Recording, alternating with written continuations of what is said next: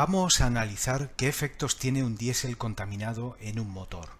Y muy importante, ¿qué nos exige el fabricante del motor para evitar problemas y averías?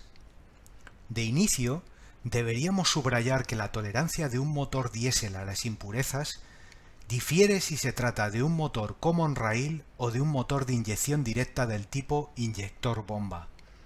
Si bien ambos tipos de motores incorporan una bomba de baja presión para succionar el combustible desde el tanque, los motores common rail incorporan además una bomba de alta presión y esta bomba exige una filtración más fina.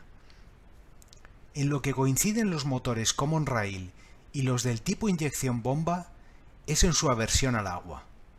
Las presiones en las cámaras de combustión rondan valores de 2000 bar y a esas presiones el agua se convierte en un agente corrosivo para las aleaciones metálicas. La capacidad de los filtros a la hora de retirar el agua del gasoil tendrá repercusiones en la vida útil de elementos muy expuestos a la combustión, como las agujas de los inyectores o los álabes de los turbocompresores, por ejemplo. Veamos el esquema sencillo de un motor common rail.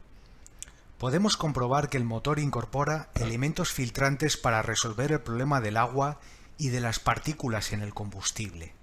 Estos elementos vienen de serie en los motores. El primer elemento, el filtro separador, suele filtrar partículas sólidas hasta 10-15 micras aproximadamente. Su otra función, importante, es retener el agua contenida en el combustible. A continuación, y antes de llegar a la bomba de alta presión, un segundo filtro retendrá las partículas más finas. Aquí las filtraciones suelen oscilar entre 3 y 5 micras. Estos filtrados son imprescindibles para preservar el rendimiento y la fiabilidad de un sistema de inyección con raíl común. Los sistemas de inyección bomba son algo más transigentes.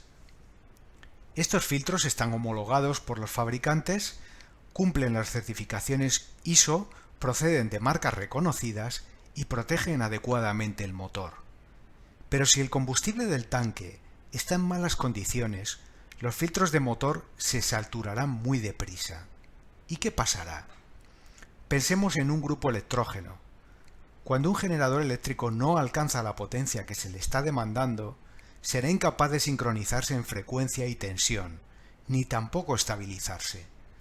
Entonces, el controlador del generador lo detectará, pasará a estado de alarma y si el problema no remite en unos segundos, desacoplará el alternador de la red. Lo paradójico es que si el combustible del tanque está lo suficientemente sucio, podríamos tener este problema con los filtros del motor recién cambiados. Los fabricantes de motores conocen este tipo de riesgos y ¿tienen una postura al respecto? Por supuesto que la tienen. Vamos a ver esto. Tomemos un documento técnico de un reputado y muy conocido constructor. Todos los fabricantes tienen recomendaciones técnicas para los combustibles, pero este fabricante muestra la información de manera pública y sin restricciones en su página web, lo cual es digno de aplaudir.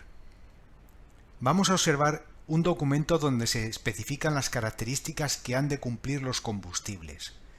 Este documento está referido a motores common rail y también a modelos de inyección bomba.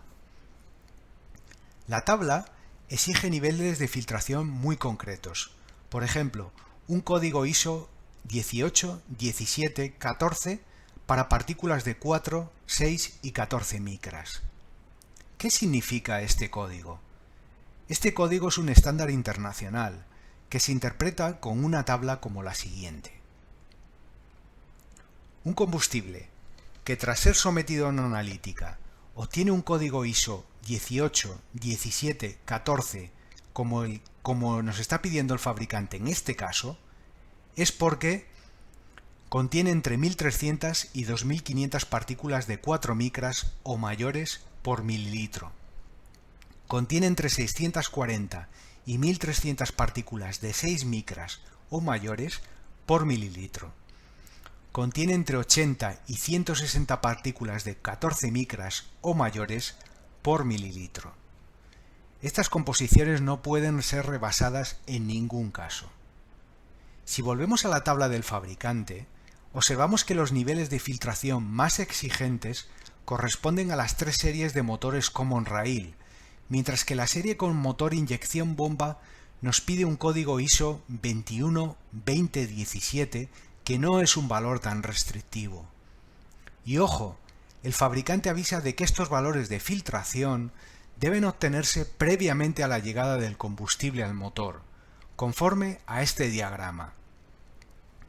Aquí se nos muestran esquemáticamente los filtros que el motor integra para su seguridad, que son los puntos 7, 9 y 10.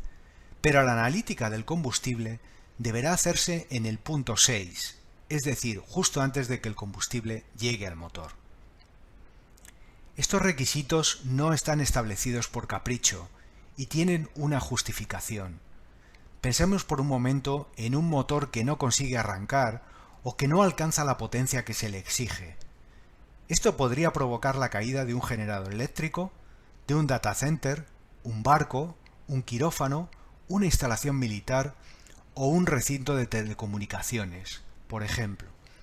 La primera reacción del usuario, su reacción instintiva, será decir que el motor ha fallado. Y mientras las causas de ese problema se despejan, la reputación de ese fabricante estará en entredicho. Incluso se le podría reclamar una garantía por unas deficiencias que no tiene o por unos daños que él no ha causado. Los fabricantes de motores tienen derecho a proteger su reputación y por eso publican documentos técnicos como este.